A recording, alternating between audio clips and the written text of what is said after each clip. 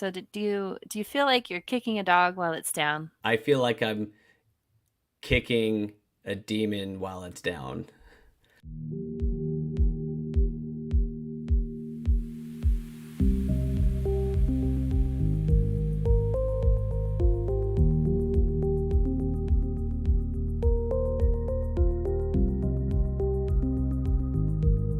So everyone, welcome to another episode of Where Will You Go? And I have Forrest from Latter Day Skeptic here. He has a little YouTube channel, and I'll make sure I put that in the notes. Go ahead and tell us a little bit about your channel first. Cool. Yeah, I'm Forrest. I run the channel Latter Day Skeptic. Really, it's a new project that I've been working on. I think I've been running it for like maybe 6 months. And it's mostly inspired because my brother had a channel and I was getting irritated in the comment section. So I decided I should just start my own YouTube channel. All So right, that was just in case people don't know, who's your brother? my brother is Jacob Hansen. He runs the channel Thoughtful Faith, Okay. not a Thoughtful Faith, which is very different. Okay. All right, what's your background? What's your tie to the Latter-day Saint religion? So yeah, I was born and raised in the church, from Nevada, not Utah, not depending on your own opinions if that makes a difference. Was an active member, very typical story up until about, I would say, 18 years old. Um, and some people I think see this in a bad way, but to me it was like the mission was kind of coming down the pipe, and it was like, wait a minute, do I actually believe this? Like, can I go and tell people? I already had a hard time like bearing my testimony. I felt like every time I did, I would like, grab onto things like, I know the word of wisdom is, I have a testimony of the word of wisdom, or like practical things, but like any of the spiritual stuff, I kind of just avoided. And so when it, rubber really, met the road, I was like, I don't actually think I believe in this stuff.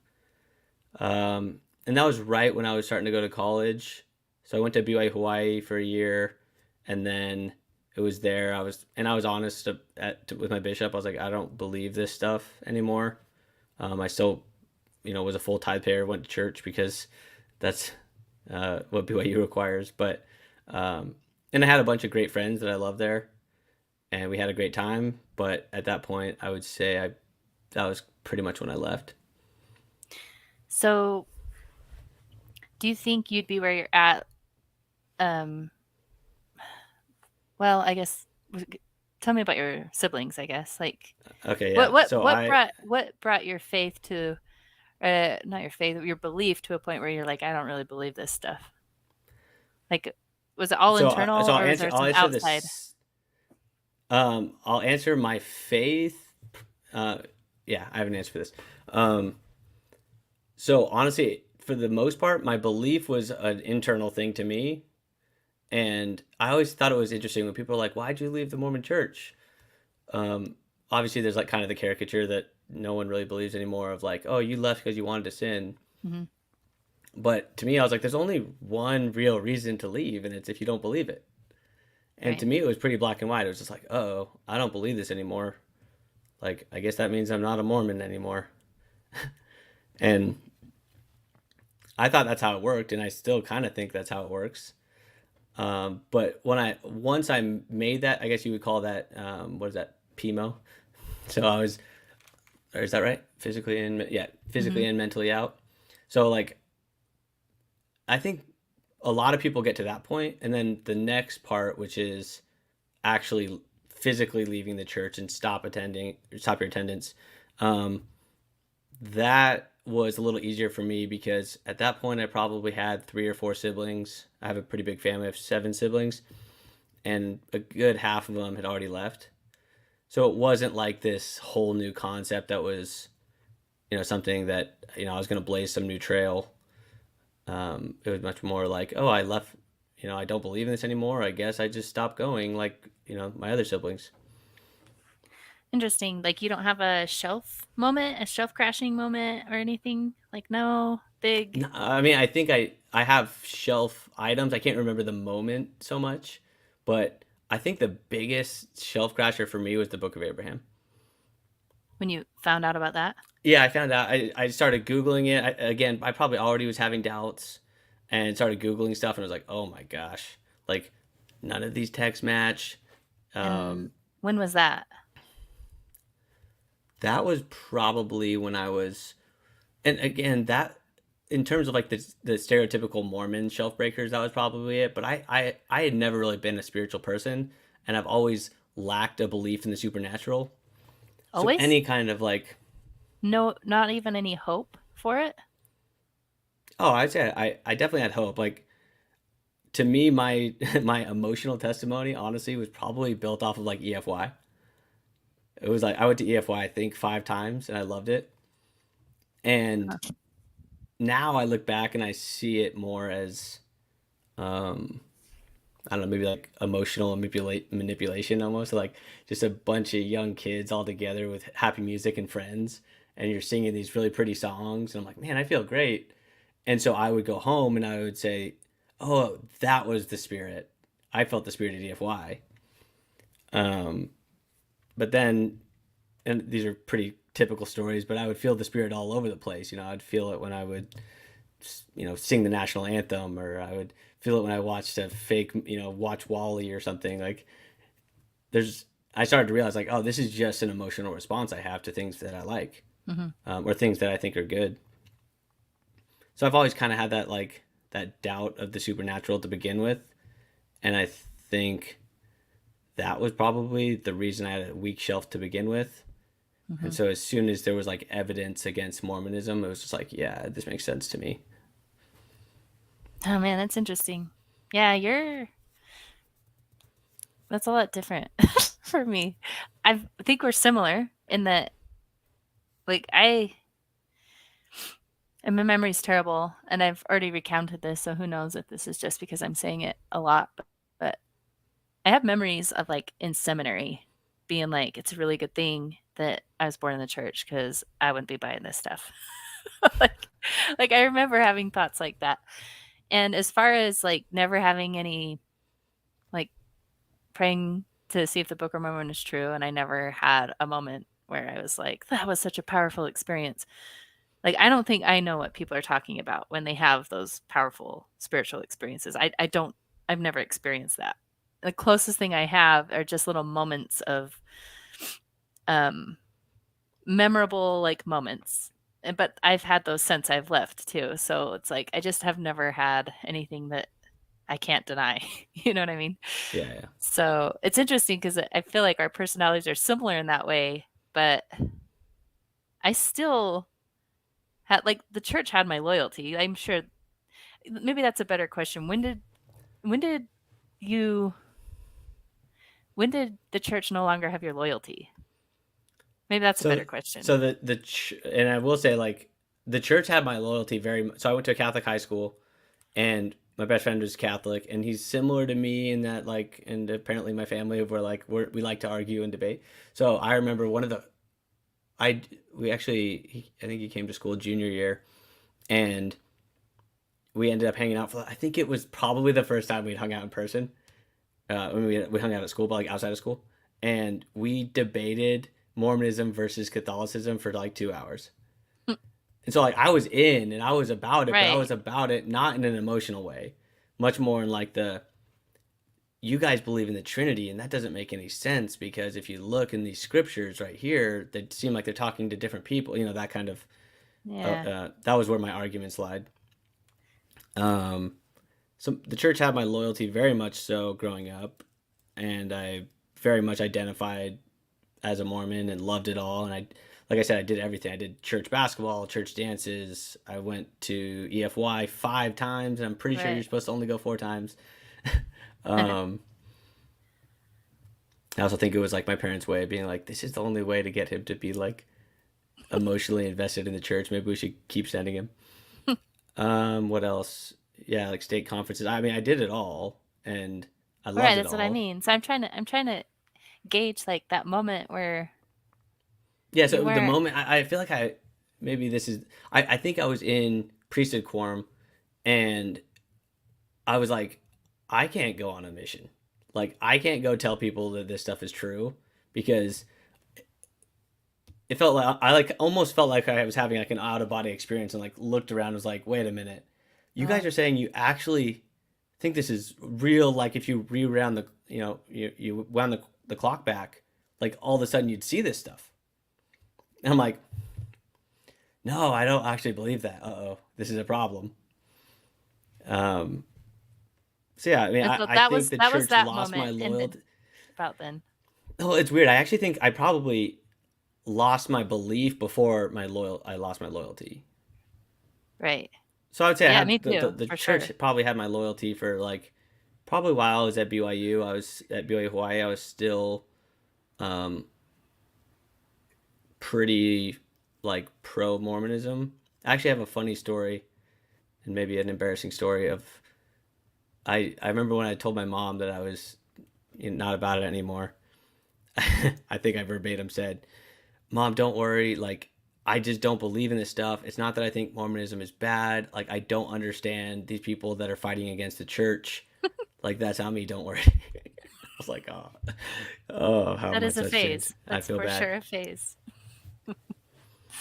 Oh, that's I true. think I jinxed myself." Oh, so Oh, sorry. Can I add one more piece to that? yeah. But then I didn't drink. I drink alcohol now, but I didn't drink for years after I left the church. So that was still very much something like, and not only did I not drink, I was like very, even with people that I was friends with, was like still vocal about why I thought it was a bad idea. Hmm. So like the word of wisdom part was like the part that hung on the longest. Oh, that's interesting. Yeah. Again, because I thought I could make rational arguments for why it was a bad idea. That's actually a really good point. I did the same thing. I made a lot of rational arguments for stuff while I lost my belief, but my loyalty was still there. One of them was tithing, and so that one took me a while, actually. Wait, so you paid tithing even after you lost your? I mean, I guess I did too, just because I was at BYU and I said I would. I Um, had the hardest time with it. My husband helped me you had the hardest time with paying or with stopping paying? stopping. Oh Yeah. my gosh, it's one Yeah. of the first things I would stop. Yeah. So I yeah, I definitely wanted to keep paying fast offerings because that was kind of more local, right? And then Do you mind if no, I? So is that? So when you're saying you were having, or I had you a could hard make time with it. rational arguments, what were kind of the general argument, or what was the general argument? Well, it wasn't it was just that, like, as a society, if people don't, like, do that, then it's not good, right? Like, and I actually still believe that a little bit, I just don't know where to pay the 10%. Well, So, did you believe your like 10% was going to good causes? Is that, or was it more just um, a sacrifice of, hey, we need to like show our willingness to give up what we have? I feel like everyone can live 10% less than they make. Um, and I understand there's a lot of poor people, but I think those poor people aren't making it with the full amount either. Like, I don't see 10% as being the breaking point for very many people. Um, and so I felt like it was just a good practice to do as an individual too. Like it was good for a person to do, not just the place that they're giving their money to. So, and I don't know, I guess I was a little bit worried that if I stopped paying tithing, that, I don't know what I was worried about. I mean, we definitely donate. We don't donate as much now, like, to be honest. Like, we have less money leaving our house now, and I kind of feel bad about that, and I'm kind of wondering if we should budget 10% to go toward things. But Just make you could crunch the numbers on what percentage of your tithing was actually going to help anybody. Yeah, that's true. But we definitely donate more outside the church now than we ever have because we just like here's an example. Well, I don't want to. let's just say that we have some expendable income, so when friends have problems, we're able to be there for our friends and family. So, like, I don't think it's a bad thing. Um, I don't, I don't know. Don't know how to explain it. No, Yeah, I mean, temper. I think it makes sense. But like, is that Yeah. something you used to believe, or is that sounds like it's still a belief? Um, it's it's not. I mean, I'm not living it, right? So I don't believe enough to do it anymore. But I kind of wonder if I'm not doing the right thing there still. So yeah, I guess it kind of still is a belief. But I couldn't justify giving another penny to the church. They have over $100,000 of ours, so that's enough. That's enough. Yep, that's more than they deserve. Anyways, side note.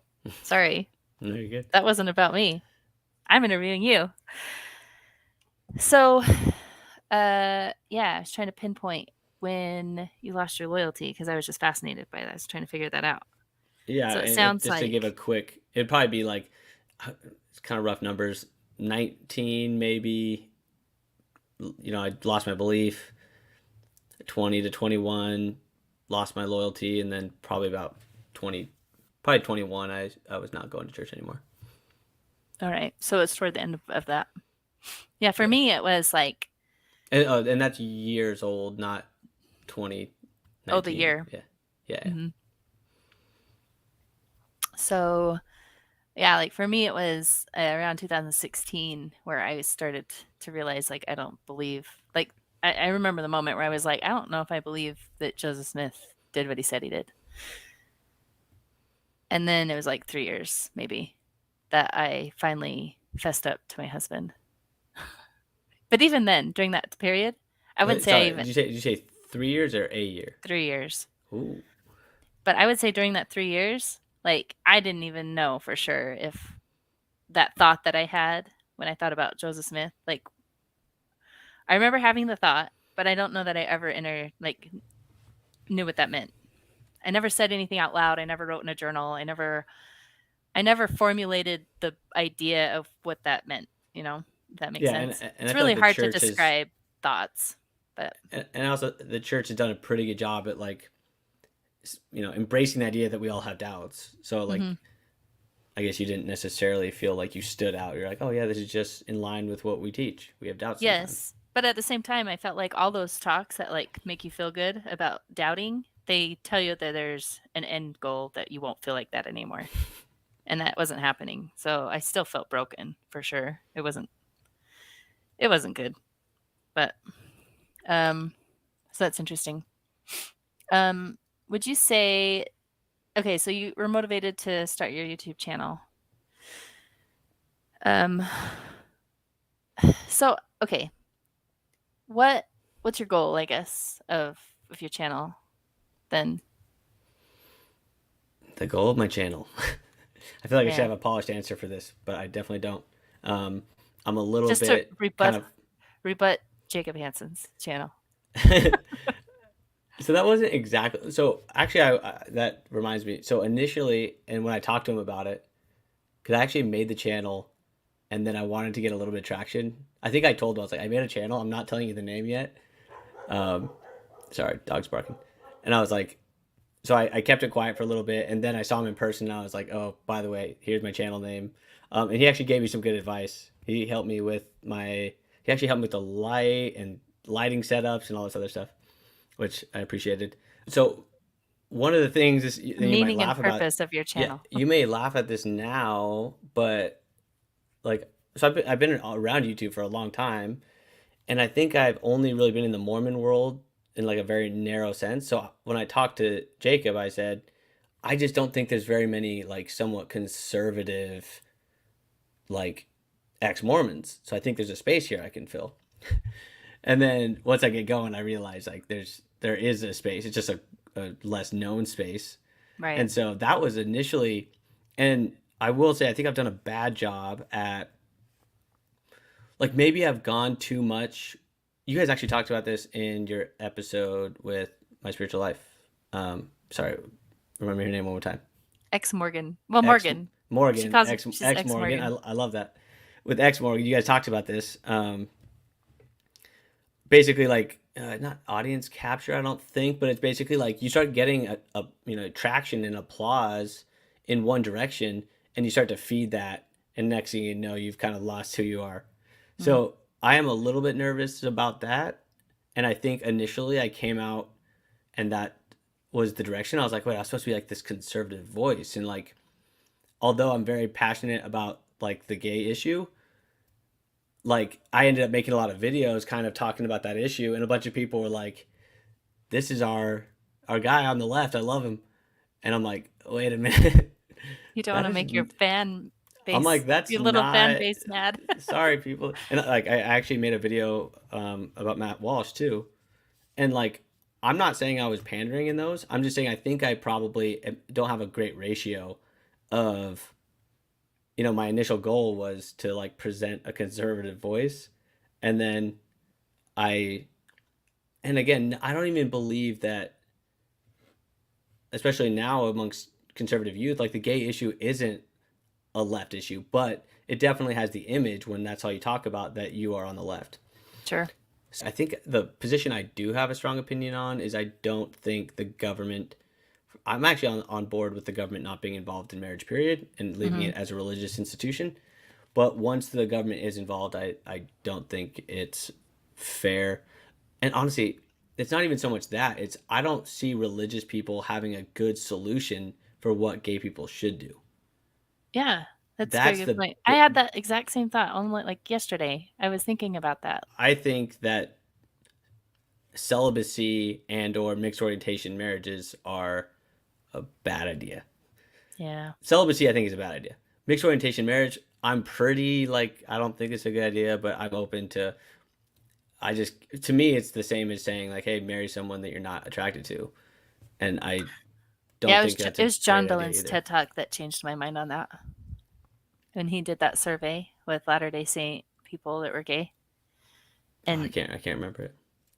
he just there's I can't remember how many he surveyed, but out of I think it was over 1,000 people, not one was able to change their orientation. And my view up to that point was that it was not a choice necessarily. Like I understood that people definitely leaned one way, but I had a hard time believing that anybody was 100% one way or the other.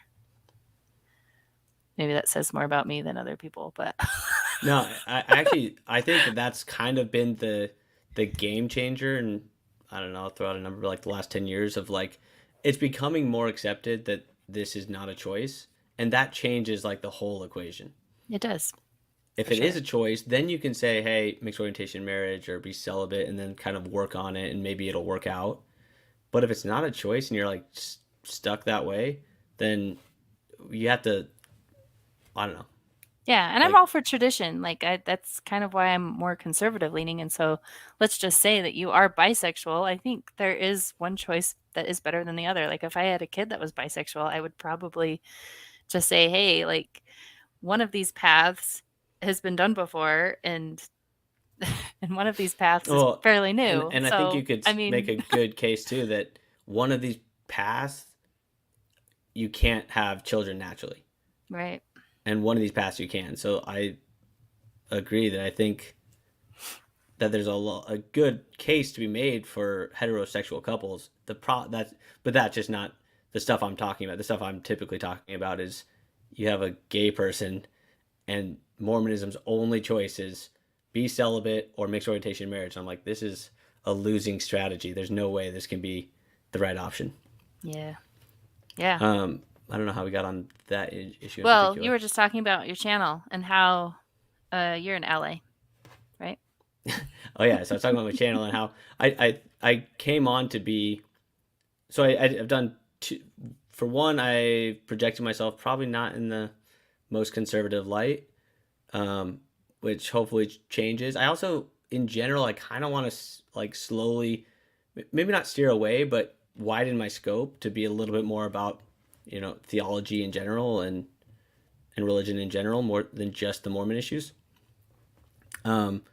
But the other thing I noticed is there are, can I don't, and maybe you can help me with this a little bit, but I didn't know about other conservative ex-Mormon YouTubers, and now they seem to be popping up all over the place.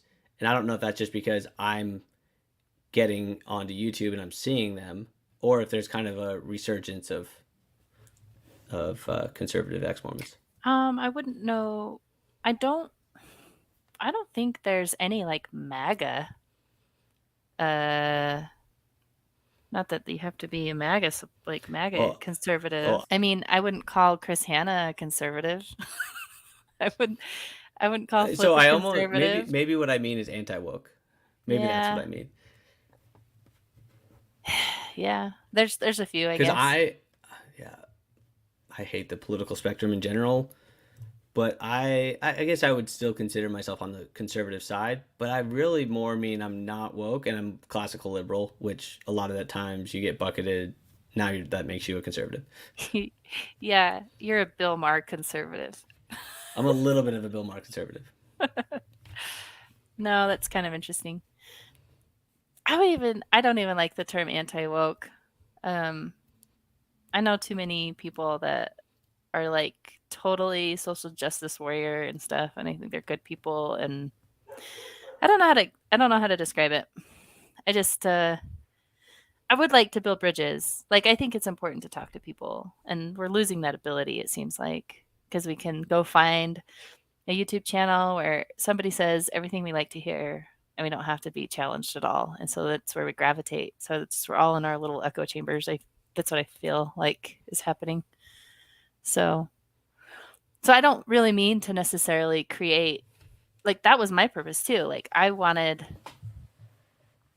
didn't understand like this is my perspective. And I've heard Chris Hanna say this on his channel too, which is something like the thing that made you stop believing in Mormonism is the thing that's actually being attacked by your politics now. Does that make sense?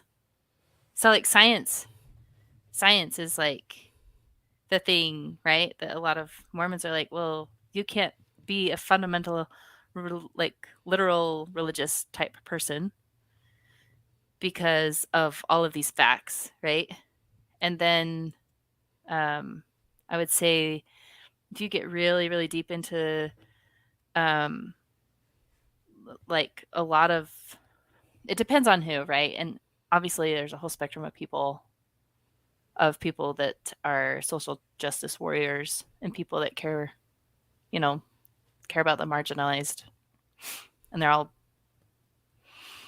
oh, I'm trying to frame it in a way that they would accept, right? Like, I don't like using the term woke because that's been turned into a negative term now and they don't like that.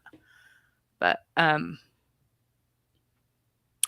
but I hear people talking Allies, about, maybe. well, yeah, I hear people talking about doing away with tests, for example. That's like one that will come up a lot. And there's just a lot of ideas. And then just like having 50% women in engineering, that's one that bugs me a lot. And then um, having like at some point, if you are after 50% and you're not caring about the test, it's like this is going to cause problems. like like it's already hard enough to be competent like in these professional degrees and stuff. And I think it's a really bad idea to like have that be your focus because it's not going to take long before things stop working. Yeah. So, Before bridges start to collapse. yeah. And just the quality of stuff just goes really bad. Like and if you are serious about climate and stuff like that and you want to solve these problems, you need competent people. Like you can't be going after like these equity things like I don't know. Like there are real problems like and you're not going to solve them with that. Anyway, it's not scientific to do that. like science says the test works. Yeah, exactly. So, anyways, yeah. It sounds like you're anti woke in all but name only. Yeah. That's I guess I don't like being anti anything. I'm telling you, being anti things can be good. Maybe. Things can go too far too though. No, definitely. There's definitely like a reactionary. Like I don't want to be reactionary. Does that make sense? I think the way that you don't be reactionary is that you be for something, right? So I'm for competence. So if something is not for competence, then I'm just going to have a conversation with you and I'm going to try to explain to you why we need competence and No, expertise. yeah. So I basically agree with. I agree with that. I just don't think it's um, a zero sum game or one or the other. Like I think for one, there might be a lot of times where you weren't forward thinking, but now that it's in your face and you're seeing a problem, now I got to stand up, and then from now on, I can be for that. No, say that again. I don't follow. So basically, like ideally, you stand for something before anything happens, and then when something happens, you say like, "Hey, I'm for this, and you guys are opposed to that. I'm gonna instead of being or against that thing." But sometimes you may not have thought about it, and then all of a sudden something bad is happening, and you analyze the situation, and you're like, "Oh gosh, I'm definitely against." And again, it's in one of my videos. I present the idea that like anytime you're against something, it's because you're standing for something else. And so I do think ex Mormons can do a better job at like framing everything as if what they're standing or like as in a way that's what they're what they're standing for. Hmm. But I don't think they're really different. Do you feel like, I don't know, like kind of how I worded it earlier. So do you feel like you're kicking a dog while it's down? Is there a part of you that feels that way at least, or not at all? So I'm gonna say this in uh, what's the best word for it? In not a derogatory, a crazy way, but I feel like I'm kicking a demon while it's down. Like I Hmm. agree that it's down. I just don't agree that it's a dog. Like I see. I I think the church and so like I have a hard time answering that is it net good or net bad. That's a little bit harder for me to answer, but I see a lot of problems in my life in other people's lives, and then I also project the way I felt, and I'm assuming there's other people that feel that way, and you hear Sure. Mormon stories, and so I think if people click on my channel and volunteer to listen to my content, that the stuff I'm saying may and hopefully will help them and make their lives a net positive. Hmm. Um, like I disagree with the idea that like in my most recent video, I don't agree. This is and hopefully this doesn't get taken out of context. I don't agree with the idea that you are your brother's keeper. I think you're your brother's support and you're your brother's helper, but it is not your responsibility to force them to go somewhere. It is not your responsibility to make their life good, but it is your responsibility to be there whenever you can to help when they need help. Hmm. And so I think that's kind of what RFM is getting at, and the idea of being someone's keeper to me seems more like a babysitter, or it seems more like you are a shepherd herding sheep, and it's your responsibility to make sure that they get from point A to point B safely. And I think that is a Mormon mindset. And I Hmm. think, if anything, it's my responsibility to help people um, be able to determine their own path and not be kept by anybody.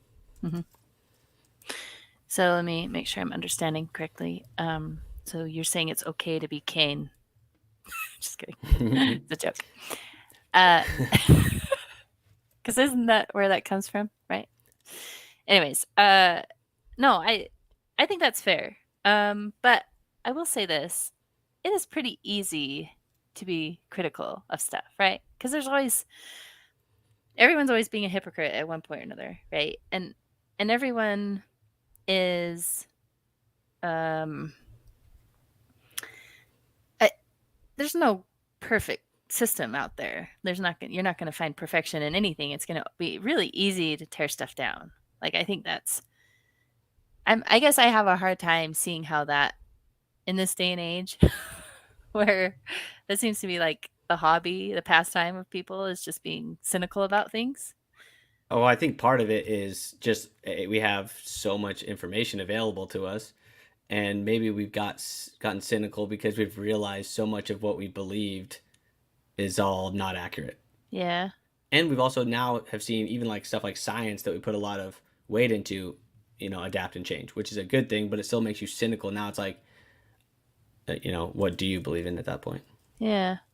Well, I guess instead of taking the path of kicking the demon while it's down, why not try to do something more along the lines of like direct people's attention to like an angel? You know what I mean? Wouldn't that do the same thing? Because this is where I think,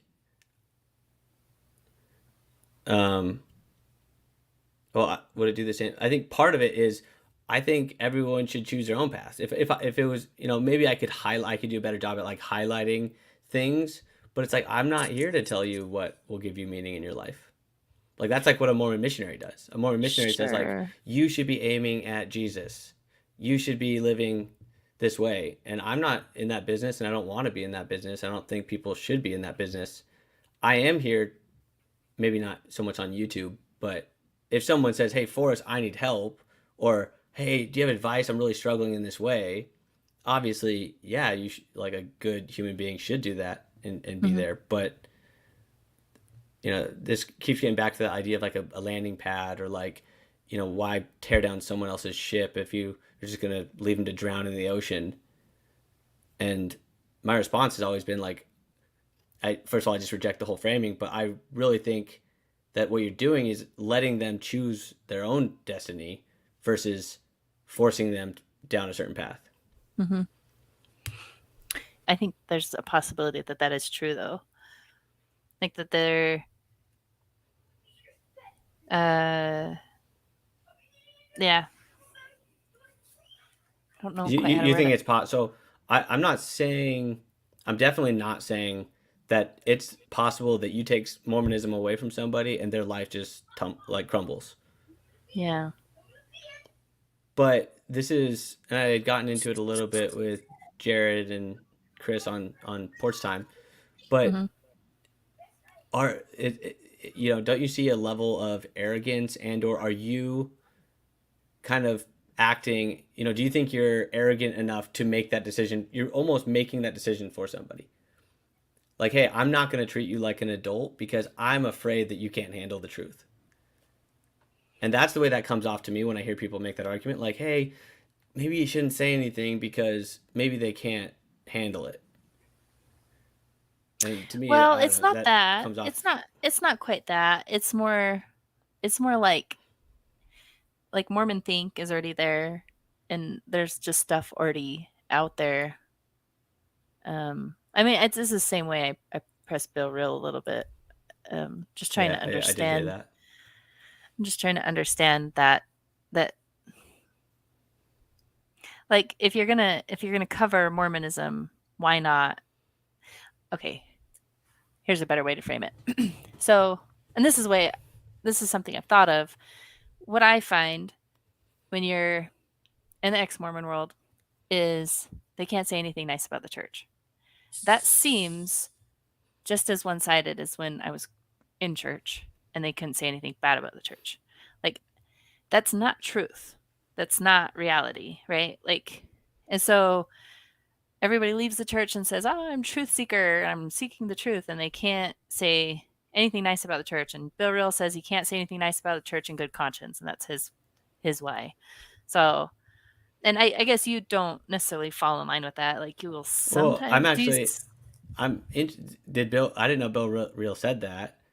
And what does he mean by that? Because I almost never, I think it's kind of also I think my Well, light's no. dying, so What it's I turning asked, pink. what I asked was, I said, why not? He has his 10,000 hours of Mormonism, so why not do full coverage? Like, why not do the good, bad, and the ugly? Why just the ugly? And he said that he can't, in good conscience, cover the good.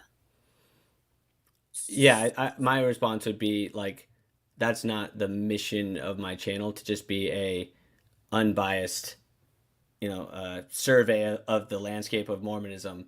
It's to present the arguments against the faith. Hmm.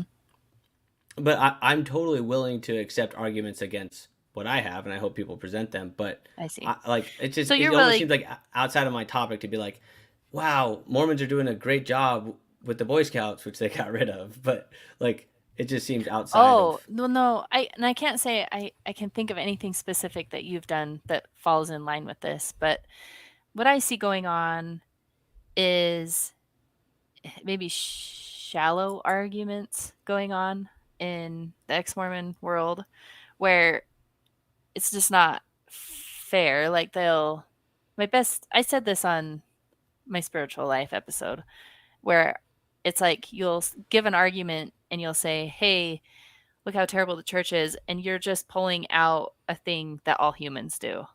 And it's like, well, okay, yeah, that is a bad thing, but I mean, I think ex-Mormons do that too. Yeah, So, yeah. So I definitely think that's a problem. Like, trying to figure out the cause of certain things is challenging. So like you can't blame anything negative that a Mormon does on Mormonism. I totally agree with that. oh, But yeah. so Go go ahead. ahead. Well, yeah, just to go along those lines, like another way to frame it is be like, there's not any benefit of the doubt going on. Like you don't, and I think you really should do benefit of the doubt. Like if you can't mind read, you can't tell the future, you can't get in people's intent, and I think because of that, if you want to have a good, if you want to be convincing too, I, for yourself, for the betterment of communication, like I think it's better to give people the benefit of the doubt than it is to assume bad intent. But bad intent is always assumed. Well, I agree, and I typically don't do that. What I do is I leave the people out of it and just try to talk about Ideas. ideas or even like doctrine. Like in my most recent video, for example, I actually made an argument that there's all these bad things in Mormonism and good things. So I made an argument in my last video that there's all these good things in Mormonism and bad things. But the bad things are unique to Mormonism. And I named things like everything from superficial stuff that still kind of matters, like garment wearing and what kind of dress you can wear to prom. And I'm not talking like obviously there's modesty standards in secularism as well, but things like is it okay for to show your shoulders, like stuff that we basically agree on at this point. Hmm. Um, but all the way to like the gay issue, temple marriages, not having family members there, like those I attribute to Mormonism because it's the unique doctrine. And then the good things that I attribute to Mormonism, which I list out, I say aren't unique. Like you can find community, you can have a good family. I'm not saying it's not harder, but it's not unique to Mormonism. So ideally, Hmm. you can have the best of both worlds. You don't have the bad, and you get to keep all the good. But in practice, that's challenging in a lot of ways. Yeah, for sure. Yeah, just like I think that I don't know. I think that there are some things the way that the church organizes itself is pretty unique, and it seems to be it works quite well. It seems. I don't know. Yeah, but my question would be, what's the benefit? And then we can analyze if that can you have that without Mormonism. I don't think there's any other church where you can move like halfway across the world and still be in the same church. So, I get well, it. I mean, Catholicism. like Catholicism, yeah. But there's also like, do you mean church? Maybe not church, but there's definitely communities that you could be a part of. You still have to do your church shopping and stuff. It's hard. It's there's nothing quite like Mormonism. I don't know. I'm not saying. I mean, you could also probably play some negative to that too. Like there is some benefit in trying to get to know your community, and that church finding experience for people is probably um, helpful for trying to get to know people. I guess I don't know, but Yeah, or you move across the country and you just become a hermit because you're an ex-Mormon and you don't have a community, which is probably the more likely thing right now. yeah, that's true. No, I don't know. I guess let me put it this way: the way I'm looking at it and I don't know why, but I guess you know how you were what you said to your mom, and you said, "I hope I don't know. I'm not going to become one of those people that are like mean because you know like, there's no reason to do that. Like I'm just leaving. That's it." I guess there's part of I feel like I've kind of moved back into that mindset. That's the best way to describe it. So it's just I don't see the point of a lot of the attack. I guess that's So the best yeah, way to so describe it. and it's hard to. I'll say the main reason I am aggressively against the church is for practical effects that I negative effects I see the church having now on people close to me. Yeah, but I think, and I think Midnight Mormons makes this um, argument. They'll say something like, "Hey, it's actually John Dehlin that's causing the problem, or it's you that's causing the problem because you are framing things in a way that is not good faith." And so then you like here's a good example. I think it was Cardin that said this. I remember he had a friend that came out to him and he's like, "Yeah, I'm gay." And he's like, "Yeah, okay. That's okay." And he's like, "Whoa, you're still my friend?" Yeah, yeah. This is And I he got just don't that. buy that argument at all. Oh, I do. Well, yeah, Cardin may be totally cool to this guy, but hey, Oh no. Cardin. I'm saying people work themselves up to think their family's going to hate them and Oh, either I agree with and that. it's not nearly as bad as they work themselves up. And they got worked up because they were hearing stories and stuff, or they were seeing screenshots of other people's family, or because they're reading into things and they're mind reading, or they like just bad relationship advice, right? Like, I don't think the ex Mormon space gives very good relationship advice, I guess, is what I'm trying to say. There are bad experiences that people have, but then there's other people I'd that say they're more unique though. I well, maybe I don't I know. take the I don't people know, out of it and right? the individual experiences out of it. In that sense, I say, Cardin, can this gay guy get married? Your buddy, can he get married? It's like, no, we love gay people. You guys are just making this up that we're like anti-gay. It's like, do you think he can get married? And do you think he'll be in heaven forever with his family? It's like, well, no. It's I'm just like, saying the gay person's gonna have to go through something similar that I went through, like, because that's the hard part. The hard part is telling your family you're leaving the church. so another good example is if you ask somebody, a Mormon, do you believe that your gay buddy's marriage is sinful? Like, this isn't an ex-Mormon framing. This is just us calling them to stand up for their beliefs. And then when they Yeah. do, it hurts. Yes, And but it's as if you are gonna talk to Cardin's buddy, are you gonna tell him if Cardin doesn't accept you, then he hates you? Or are you gonna tell him Cardin doesn't believe the same things as you, and he doesn't have to believe the same things as you for you to go and go marry your partner? and Like so it's better, I think, to try to tell people, "Hey, be resilient and be comfortable in your own skin," and encourage them and to help them let people that have those religious beliefs with like I don't understand why there's this expectation I think is unreasonable. I don't it's kind of like preparing your kid for the road versus preparing the road for the kid. There until not very long ago, a lot of people thought that being gay was a sin. And I understand that it's moving really fast right now, but I think it's unfair to expect people to flip like that. Like it's just not going to happen. And so to frame it in a way that is evil in some way, it's like, no, it's just, I don't know. The, so I would say I agree. You should say be tough and resilient because people are not going to be flipping. This is an issue that's slowly moving, and you're not going to have everyone agree with you. So be tough and resilient. But then I would also say, like I'd also say it's very common for people to say, and actually do believe this, that they do love you and they care about you in good ways, and they'll deny that you have a legitimate marriage. And I just feel like I'm not the one creating this.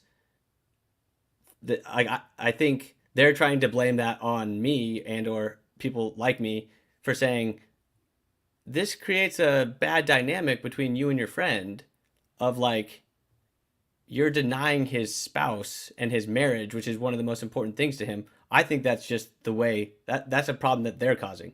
I don't think that's a framing problem on our end. Mm. The framing problem on our end is maybe saying therefore Cardin's a horrible person. But the reality is I think that's going to hurt their relationship. Like anyone that doesn't believe that my marriage to my wife is legitimate is like even if they're my best friend, I'm going to be like, "Bro, we're not like we can't be the best friends that we used to be because like the thing that's most important in my life is my spouse and you're totally like rejecting that whole thing." Yeah. No, that's fair. I guess there's just an extra layer of like they're framing it in a negative light and it's not negative. Um so so there's like this expectation No, people and I mean I feel like I see that I mm, see that on John DeLyn's show quite a bit where like something that could be totally benign is like put in this weird framing. I'm like, really? That's a thing? Like, I don't know, let's say like church basketball. Like, oh, these kids playing church basketball, they're creating this environment where if you're not athletic, you're not worthy or you're not oh, stuff like that where I'm like, okay, I agree that this framing, you obviously have a bias looking at everything. right. And I guess all I'm saying is that when your grandpa doesn't accept your gay marriage or your parents don't accept your gay marriage, to just accept that like this is a path that you're that's part of the road. You know what I mean? Like it doesn't have that it's not your parents' fault that they believe that. Oh, Like well, and that's why I fight and it's against not the Mormonism. Mormons' church fault that they believe that either. No, that I 100% think. What is the Mormon church? The Mormon church to me is the doctrine. And how did that come to be? Are you saying the church is the people? Yeah. Well, I What mean, else is it? I mean, fine. I mean, that's true, but it's people that have passed away and have left stuff written down, and now is it's also the leadership. But I attack that. To me, it's like in this analogy, I would say it's like I am telling the people, is it to prepare for the road, and I'm trying to pass the road.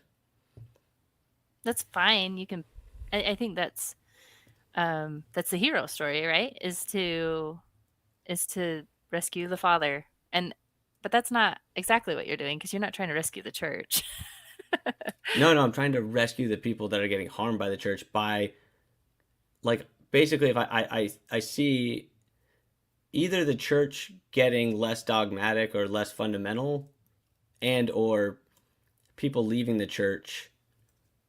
And again, I could like it's easier if I have like specific like someone in my life that's causing a problem because of their faith, aka like let's say Cardin and his friend. Like if Cardin left the church, and that friend's relationship with Cardin would be healed because the reason that Cardin was and I feel bad even bringing him up in this, but Yeah, like, I don't I'd be honest. I think Cardin probably has fine relationships with gay people. He lives in California. but that's what I'm saying. It's not even so much about like I've had disagreements on family members about this. Like I think it's a problem even if me and let's say my sister have a great relationship. If she holds this belief that I think is fundamentally against me, like I think that's going to have effects on your relationship even if you don't want it to. I disagree because I think I can drink coffee and they think that's fundamentally wrong and I still have fine relationships with like and I drink alcohol and I still have fine relationships with my family. Like So this is it where we get like what if I say the opposite? what do you mean? As in like I feel an issue with those things with my family. That's true. And if you take out the thing that I don't believe in, which I think is false, If you take that out of the equation, then all that other stuff is fixed. I mean, of course, like other problems can emerge, but then you start fighting those issues as they come. But Hmm. to me, there's this false thing, which whatever people want to have their false. This is like the Christopher Hitchens, like let them play with their toys. I don't agree with that at all because I just believe that the world is not isolated like that. Hmm. Do you think that your family is much different than my family? Like, do you think it's my family that makes it not an issue, or do you think it's I think it's probably both. It's me and you are different, and our relationships to our family are different. hmm. But I also just think there's plenty of evidence if you watch Mormon stories, for example, like and even back in the day, Mormon stories of like people having real problems. Like it's not just because of this ex-Mormon framing. In a lot of cases, they weren't even a Let me part of put the it this ex-Mormon. way. I think Yeah. you're right. I'm just trying to say that I think the ex-Mormon framing is part of the problem sometimes. Okay. All right. Yeah, and I'll agree with that. Yeah. And I wouldn't try to put all of the blame on one side or the other ever. I don't think that's reality at all. Like Well, I I, think I that just think that it's unhelpful. It's unhelpful to be uncharitable. And I feel like that happens a lot. And I I understand that it happens on the faithful side too, but I don't have a voice for the faithful side. You know what I mean? Like, and if anybody is faithful that's watching this, like, I think anybody, I, I don't know, I don't think anyone would disagree with that. Like, don't be uncharitable, right? And, anyways, I don't know. like I agree. I say I think the ex-Mormon community is pretty uncharitable, and if we're gonna blame it on anybody, I would say it's the woke crowd for the victim narrative. Mm. Um, like I think that that is kind of the reason the ex-Mormon community has this um, frames it this way, and it does cause problems. So I agree that the ex-Mormon community could do a better job framing, but I don't buy the idea that that's the source of the problem. I think the source of the problem is beliefs that Mormons have that are issues. Hmm. I was going to say problematic, but that's a triggering word. So I know, right? You do have to be careful about the words you use. Sometimes I use them anyway. They're useful sometimes. they have beliefs that are problems. Yeah. Well, that's I feel like I'm beating a dead horse at this point. Been good conversation. Sorry, it's been kind of scatterbrained. I usually have like an outline that I write out, and I didn't do that this time. I No, it's been apologize. fun. And I'll let you know if any other Hansons start YouTube channels so you can make sure you hit all of them. That is true. That's funny. All right. Well, thank you. Cool. So if Cool. anyone wants to go check out Forrest's channel, Latter Day Skeptic, it should be good visit. So thanks for the time. Cool. Thanks.